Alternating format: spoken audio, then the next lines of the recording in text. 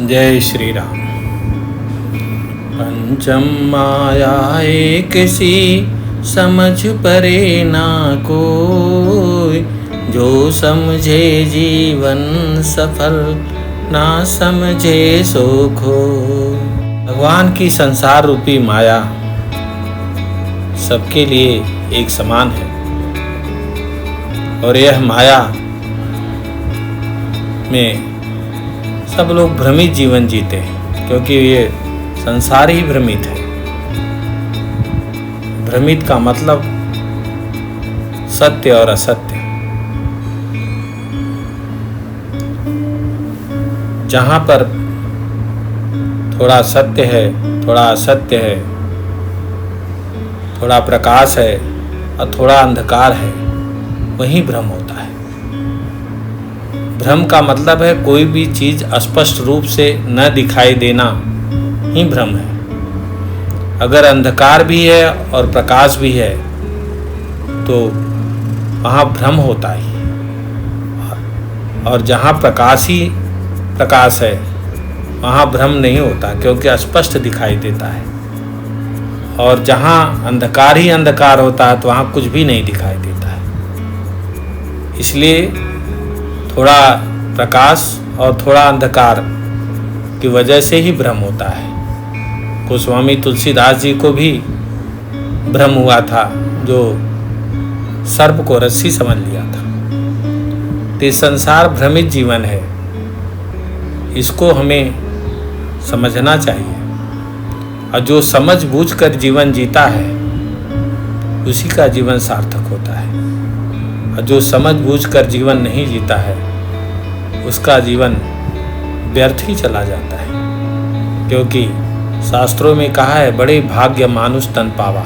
यह मनुष्य शरीर बड़े भाग्य से मिलता है। क्यों मिलता है? कर्म करने के लिए। कर्म क्या करना है?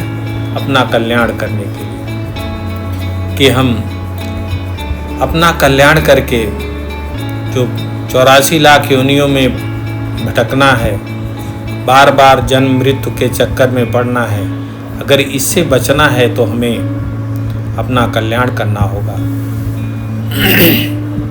इसीलिए ये मनुष्य जीवन कर्म जीवन है। मनुष्य योनि में ही कर्म हो सकता है और किसी अन्य योनि में कर्म नहीं होता। इसलिए मनुष्य योनि में कर्म करके अपना कल्याण करना चाहिए। और कर्म दो प्रकार का है, एक सांसारिक कर्म है, एक आध्यात्मिक कर्म है।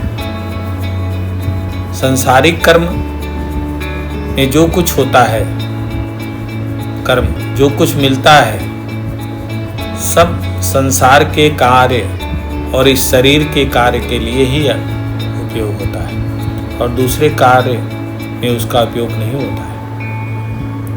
तो संसार का जो भी कर्म है वो संसार के लिए ही होता है, और ये जड़ शरीर के लिए होता है।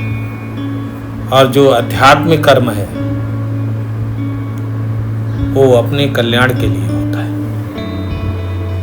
हम शरीर नहीं, हम आत्मा हैं। हम साधन नहीं, साधक हैं। साधन तो हमारी शरीर है और साधक हम हैं। आत्मा स्वरूप हम साधक हैं, और इस शरीर के द्वारा हमें कर्म करना है। शरीर हमें जो मिला है, साधन धाम मोक्ष कर द्वारा, पाए निजे परलोक सवारा। ये साधन रूपी शरीर को पा करके जिसने सत्कर्म सत्मार्ग पर चलकर भगवत भक्ति नहीं की तो उसका कल्याण नहीं होता है।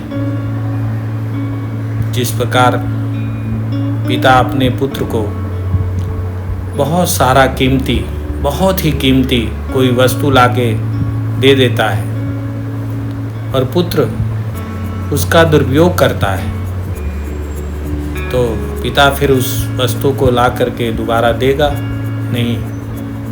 उसी प्रकार परमात्मा ने ये हमें मनुष्य शरीर दिया है, बहुत ही दुर्लभ है।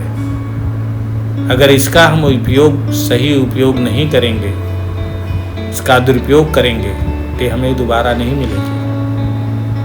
इसलिए यह मनुष्य जीवन पा करके हमें सत्कर्मों के द्वारा भगवत प्राप्ति करके जीवन को सार्थक बनाना चाहिए। भगवत प्राप्ति कैसे होगी ये आगे मैं बताऊंगा। जय श्री राम।